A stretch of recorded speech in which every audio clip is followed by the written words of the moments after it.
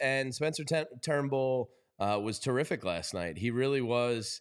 So far in 2 games now, Renee, Taijuan Walker is sweating watching this man potentially take his job. Now, the nice thing here is Taijuan Walker is going to be on, and I do this in quotes for the podcast listeners, a month-long rehab assignment. Yeah. When you drop 4 or 5 miles in your velocity, you got to kind of get that strength back. So it's kind of like perfect in a way because you give Taijuan the length of time needed to bounce back while also finding out what Spencer Turnbull is. And now through 2 games with the Phillies, 11 innings pitched, 5 hits, 1 run allowed, 0 earned runs, only 1 walk, and 13 Ks in 2 starts. He was effectively wild a little bit in the first 3 innings last night and then kind of settled in and was just effective. He got out of some jams. He looked the part. We could have an all-time bargain bin shopping gold mine on our hands here if Turnbull can continue this. Yeah, I think that's the biggest thing that makes Spencer Turnbull's performance so exciting because it's a surprise, and you got him for so cheap. I believe it was Matt Gell put out a piece today. Yeah, I just read it. It was a really good piece. Yeah, talking about how the Phillies acquired Spencer Turnbull and that a Phillies scout had gone out to see Spencer on a Friday. David Chad. Going out to see Spencer on a Friday in February. They offered him a contract the next day. They agreed the day after that. It was a $2 million investment that honestly has panned out really well, and how that small investment, when Spencer was signed, there's different names that, the Phillies had brought in that we kind of were like, who, what are they going to help? Another small deal. And I hate to say it, and I've been saying this a lot lately because, between all the offseason moves, some of them have actually panned out well, and this is one of them. And for Spencer Turnbull to come in and have, as you mentioned, in those 11 innings pitched, really steady yesterday, just gave up 2 hits in his 6 innings pitched, 1 walk and 6 strikeouts, 0 runs. Spencer Turnbull looks steady. This is what you want from your bargain 5, your 5th starter that you added last minute.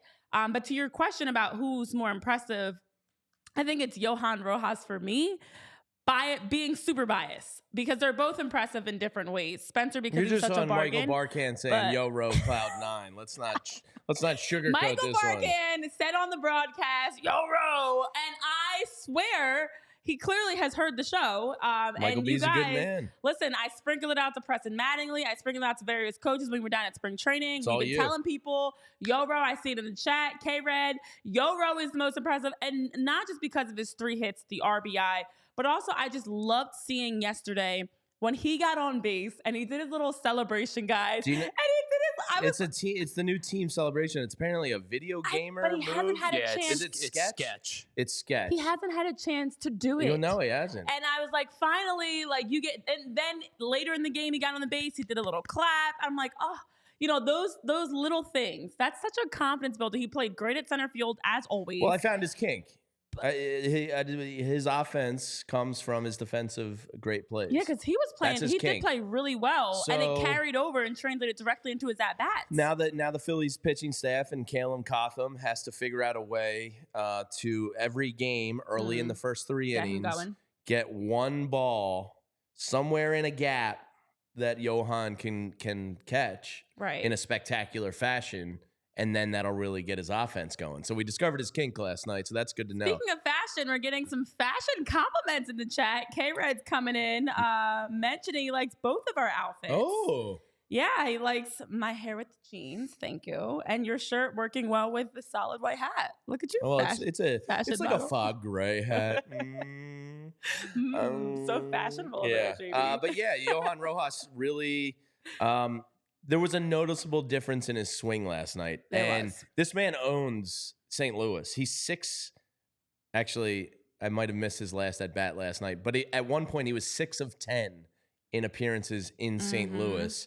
So, baseball is a weird sport for many, many reasons. One of the weirdest is guys performing particularly well in certain ballparks, whether it be sight lines, Yeah. comfortability, whatever it may be. It took an Yo eclipse. Ro owns St. Louis. It took an eclipse and baseball heaven Yeah. for us to get Yoro out of his shell. But I do feel like, as you mentioned, it's ironic because we all had different responses. We were not watching together, but after he got his first hit and he made a couple really nice plays, he had the diving play in center field early. I think it was like the second inning or so. I want to say the second inning because they got a hit the next inning right after. Right. And so in that moment, I actually was saying to myself, I was like, wow, Yoro, I know he's not getting the at-bats we want, but that was a really stellar, clean play. And he made it look easy. He did make that look easy. And that was not an easy play. He turned around and got a hit the next, I guess it was after that. And I was like, okay, this is steady. And so I was so focused on, wow, he's playing well at center field. I almost was even like, you know what? His at-bats are going to come, and they did yesterday. I wasn't expecting yesterday.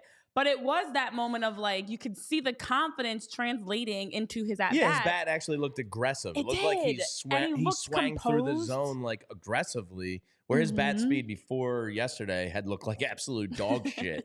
It looked like he was swinging through quicksand. But you saw his bat head get around quick and attack the ball last night. So, knock on wood, hopefully, he kind of is putting it together here. And to raise his batting average from a .045 to .154. Well, the worst part, I mean, that's great for him. The worst part of all of this is he now has a higher OPS than Nick Castellanos.